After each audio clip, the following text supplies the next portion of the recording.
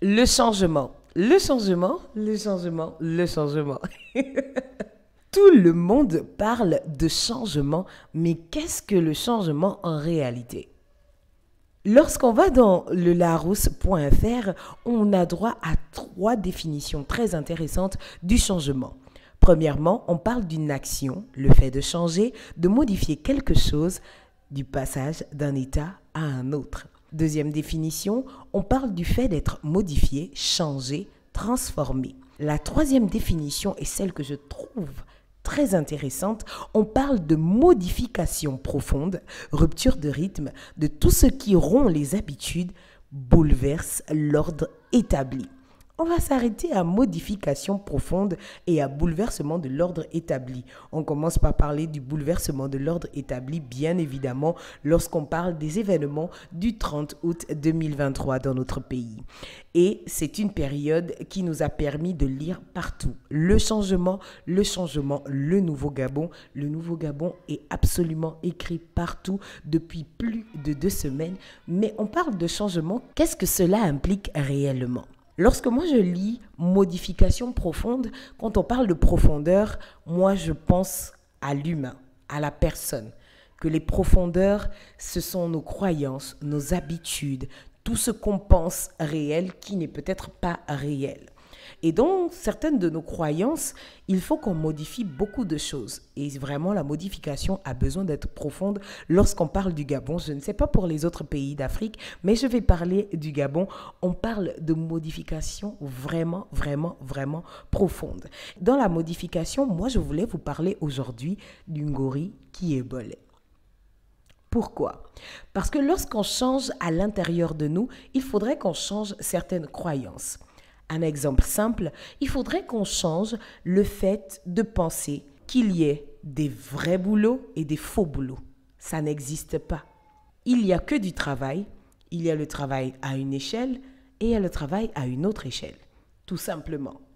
Un directeur travaille autant, peut-être voire moins, on ne sait jamais, qu'un serveur, mais chacun a son travail et chaque travail mérite salaire. Pourquoi je vous parle de travail qui mérite salaire? Parce que lorsqu'on parle de changement, lorsqu'on parle de Nouveau Gabon, on parle du fait qu'il faudra travailler pour avoir le pays que nous souhaitons ou même le continent que nous souhaitons.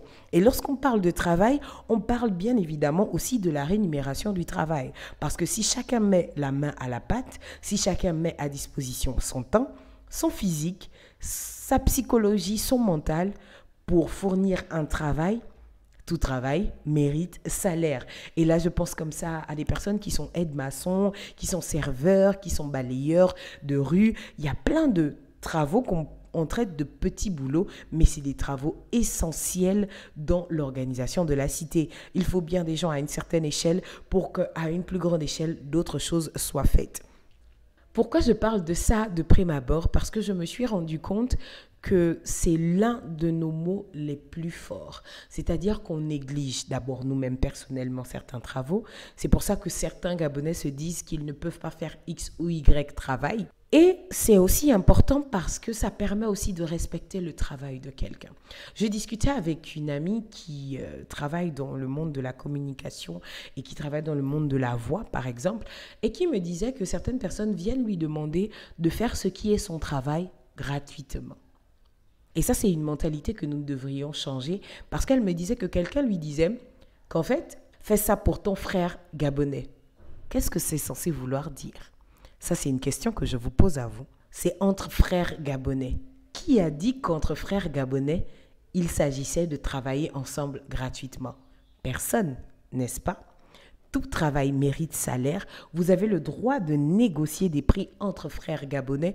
Et je crois même qu'on devrait même s'habituer à ne pas trop négocier le prix, à respecter le fait que c'est entre Gabonais et qu'on sait qu'un Gabonais a besoin de payer un loyer, une facture EDAN, a besoin d'argent, de disponibilité financière pour pouvoir vivre sa vie, être épanoui et bien évidemment être toujours efficient lorsqu'il s'agit de travail. Mon message ce mardi, c'est de vous dire que sur le chemin du changement, nous devons modifier profondément notre approche qu'on a du travail des uns et des autres et surtout de la rémunération du travail des uns et des autres.